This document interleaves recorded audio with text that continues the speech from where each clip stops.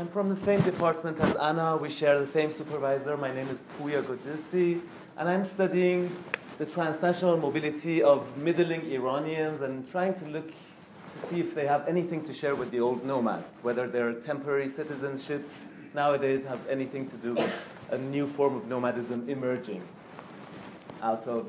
And I'm sharing more the theoretical concerns that I have with you. I'm looking at how self and other are constituted in these mobile lives, and specifically I'm using two theoretical frameworks of nomadism and domestication, same as Anna does.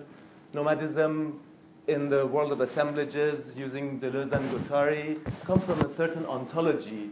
These ontologies that I'm using, I'm just signposting for you, flat ontologies, relational, post-human, vitalist, and nomadic. I think the first ones don't need that much explanation.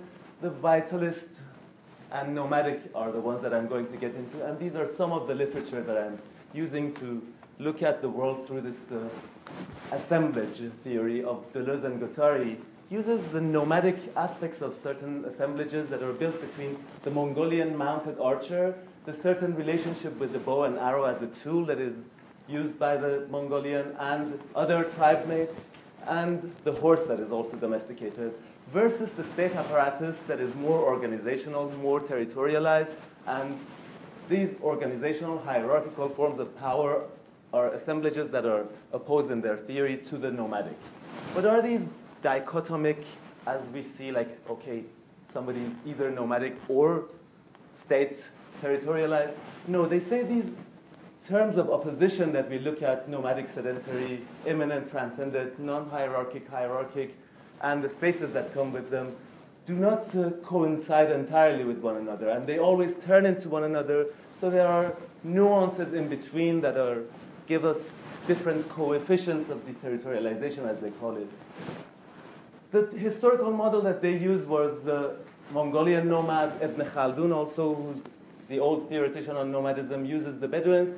I'm using in the middle the sheep and goat nomads of the Iranian plateau that are more mixed with sedentary societies, and applying it to my case study of these Iranians creating assemblages that are somehow semi-nomadic, semi-sedentary, with the tools that they use to get in touch with their significant others back home, to the transports, to the passports that they have, the home.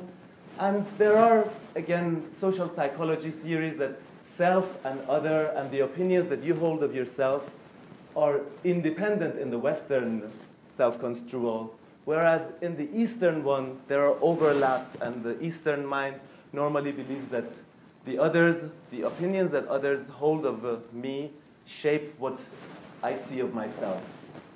Whether this is, again, a dichotomic view, is it Orientalist? Of course it is. But if we bring that nuanced view back into it and try to see whether significant others are playing an important role, whether we should focus on more human-human relations or human-non-human relations in the case of my study. So to summarize it, I'm looking at the combinations, ties, and configurations of these assemblages of these people. What are the types of things that come together, how territorial they are? What are the ties of domestication that they form with one another, and what is the configuration of the final thing? I have already mapped the transnational mobility of these people, the forms of citizenship that they have, and the social networks of their significant others so far. And I'm studying rituals of domestication to see what are those ties, how they communicate, what are the routines that they form, and trying to come up with the final configurations of these to see if they are hierarchical or not.